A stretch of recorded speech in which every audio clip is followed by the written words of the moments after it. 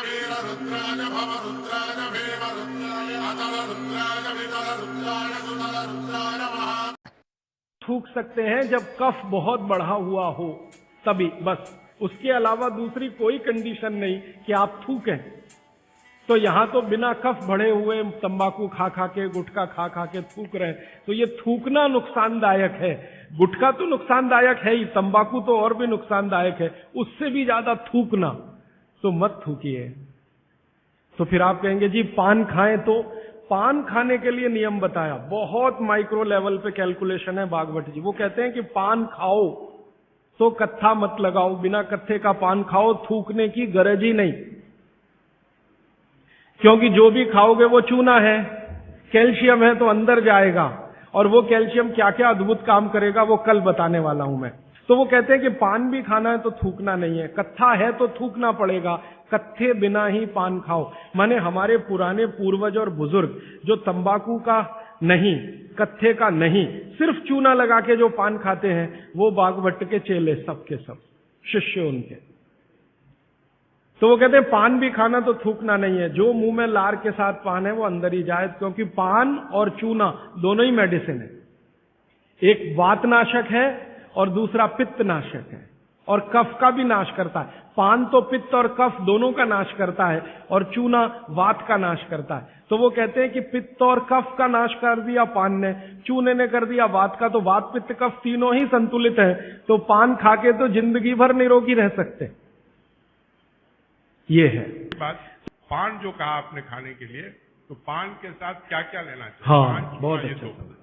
मैं दूसरे प्रश्न का पहले उत्तर दे दूं, पान के साथ क्या क्या लेना चाहिए। भागवत जी ने पान खाने के लिए बताया है कि एक तो पान जो खाएं वो ऐसा पान हो जिसका स्वाद कसैला हो। कसैला, कसैला स्वाद माने देशी पान, सीधी सी बात है। विलायती पान मत खाइए, देशी पान खाइए। तो स्वाद जितना कसैला होगा, पान उतना अच्छा होगा।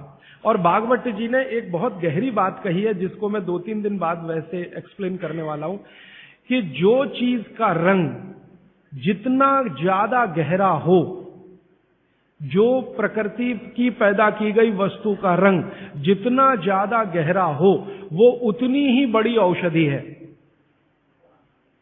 जैसे देशी पान ज्यादा गहरा हरे रंग का होता है और विलायती पान हल्के हरे रंग का होता है। तो भागवती जी कहते हैं हल्के रंग की चीजें मत खाइए, गहरे रंग की चीजें खाइए। तो गहरे रंग वाला पान खाइए, गहरे रंग की जो भी चीजें हैं भरपेट खाइए। जैसे बैंगन है गहरे रंग का, जामुन है गहरे रंग का, टमाटर है गहरे रंग का, ये सब एंटी कैंसरस है, एंटी डायबिटिक है, एंटी कैंसरस है, एंटी अस्थमेटिक है। इनकी क्वालिटीज आज की विज्ञान ने भी प्रूव किया है। आज का विज्ञान ये कहता है कि जो भी रंग है किसी भी वस्तु में, वो भगवान का दिया हुआ कोई ना कोई ऐसा रस और एंजाइम है जो आपको गंभीर बीमारियों से बचाता है। तो वो कहते हैं गहरे रंग का पान खाइए, माने कसैला, उसमें ही स्वाद होगा, तो गहरा पान खाइए। उसमें क्या मिलाएं? उसमें सबसे ज्यादा चूना। तो कितना चूना मिलाएं? तो कहते हैं कि एक पान में 1 ग्राम से ज्यादा चूना नहीं मिलाइए कभी भी। 1 ग्राम आप समझते हैं इतना होता है। चने का दाना होता है ना, आधा तोड़ो और उसका आधा कर लो, इतना 1 ग्राम होता है।